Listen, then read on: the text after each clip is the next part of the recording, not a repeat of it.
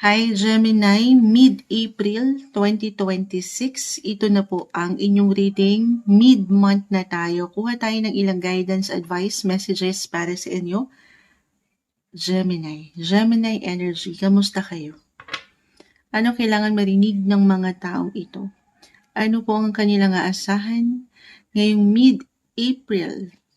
Mid-month na. Napakabilis ng panahon. Gemini, kamusta kayo? Guidance para sa mga taong ito. Message, Gemini. Para sa mga Gemini na maaaring makapakinig, any guidance po. Message para sa kanila. Mid-month of April 2026 na tayo. Mid-April, Gemini. Anong parating sa mga taong ito? Okay, di kailangan katakutan, laliman, ano pa man ang inyong mga nakikita. Mag-a-add lang ako. Okay, isa-isahin natin. 7 of Swords, 7. So may ilang reversal po na baraha nakabaliktad sa atin. Kung bago lang kayo, it doesn't mean agad ay hindi okay. Okay? Meron lang po itong kalakip na mensahe. Okay. Ace, Hierophant, 7. Gusto nyo yun? Itataya nyo na to sa loto. Charis. Okay. 7 is all about relationship, guys. Hindi na naman po pantay si Moonchild, patawarin. Relationship, partnership, marriage, or kung magiging ano tayo. General reading eh. Of course, just only take what resonate, guys. May ilang ganapan ba nitong mga nakalipas pagdating sa inyong mga buhay, pag-ibig, relasyon, asawa, kung saan I see na merong, baka kailangan yung marinig. Kailangan lang kayong maging totoo. Bawang katotohanan lamang.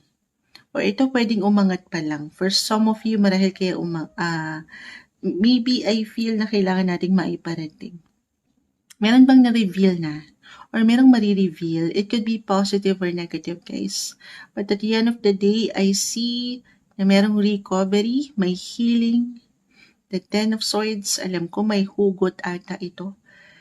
Pero maybe for some, especially kung meron kayong tension ngayon pa lang sa inyong mga partners, it could be in a relationship or partner in business. Lalo na kung feeling nyo, ang hirap ilaban yung connection ngayon, ito yung ngayon. Sana mapag-usapan nyo. Okay, I feel naman na merong gustong bumawi sa ilang pagkakamali. Wala namang perfect. The devil is here. Ito yung ilang unhealthy approach sa connection. At ito namang imbalances na to, guys. So, hindi wasto. Pwedeng maiwasto. Okay? Pwedeng pagtulungan, pagplanuhan, 7 of Pentacles. Healing, recovery, reconciliation for some of you. Yes.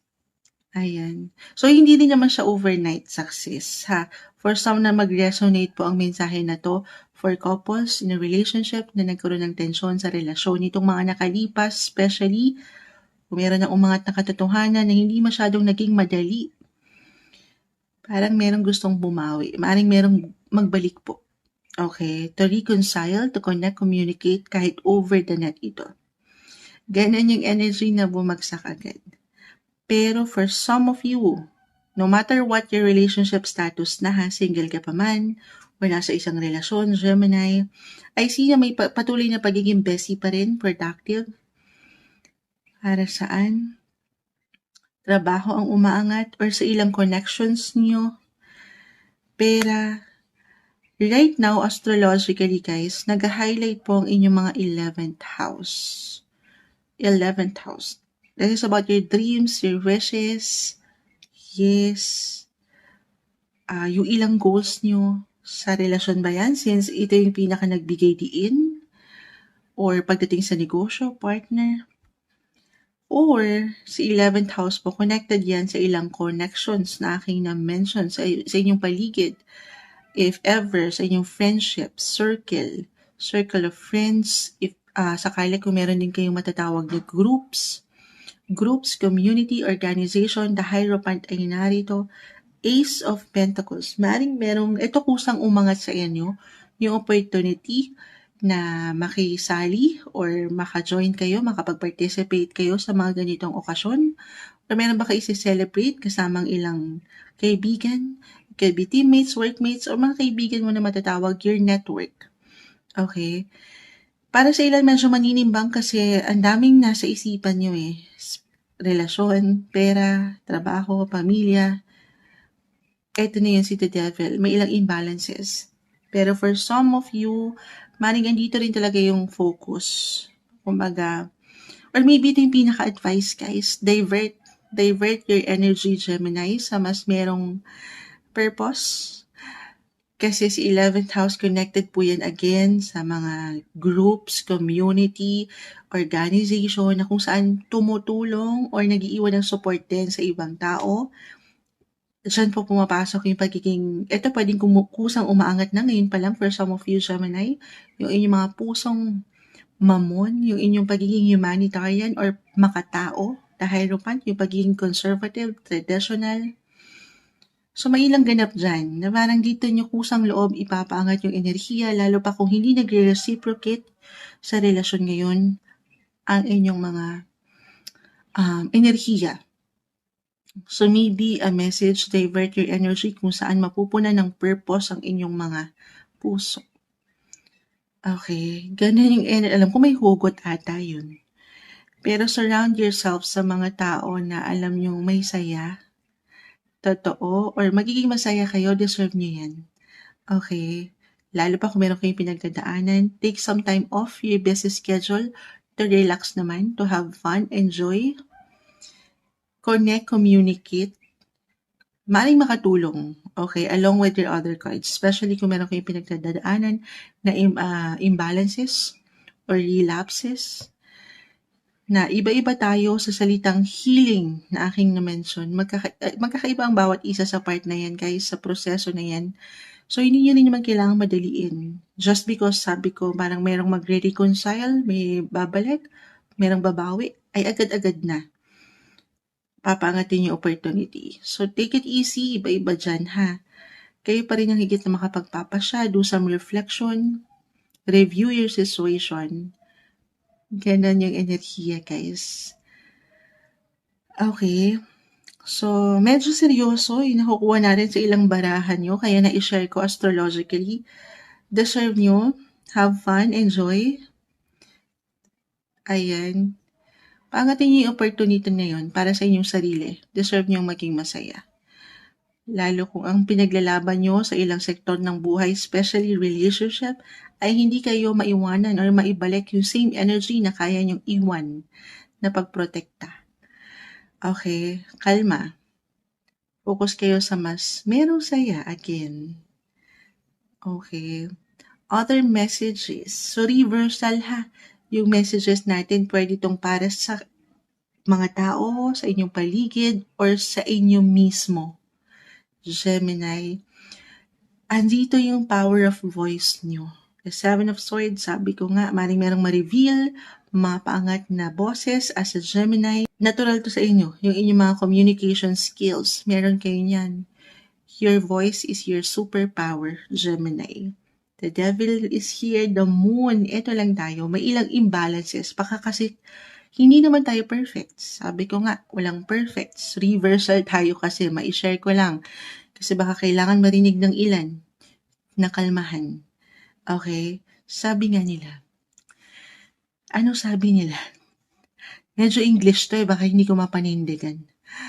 Huwag na lang kaya. Live na live tayo, umaga-umaga, kulang pa tayo sa kape. Mag-i-English pa si Moonshag. Hindi, kumbaga kita nyo, wala na, naghang na, nakalimutan ko na guys. I-edit ko na lang. Sabi ko sa inyo, umaga-umaga po. Time check, 5:41 a.m. Yung mga boses nyo, Ayan. So, sabi ko nga, may superpower dyan. Yan yung mga superpower nyo. Gamitin nyo yan sa balanse. Ayun. Ano yun?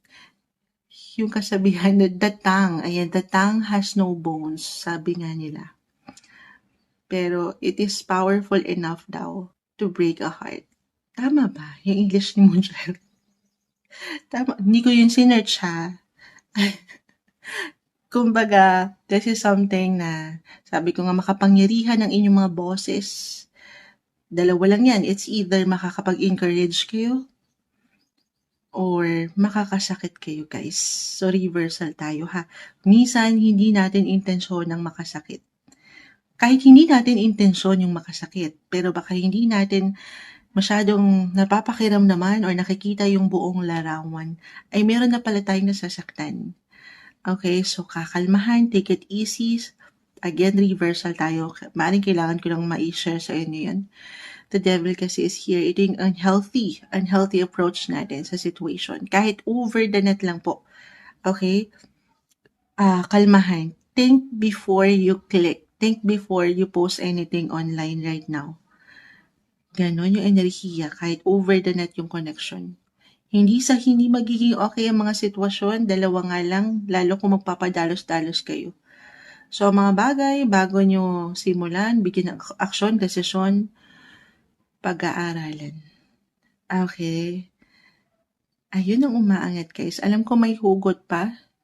Naghang pa nga si Moonshot kasi English yung na-share. Ito yung umaangat, mensaheng gabay lamang po. Mid-April 2026 para sa inyo, Gemini.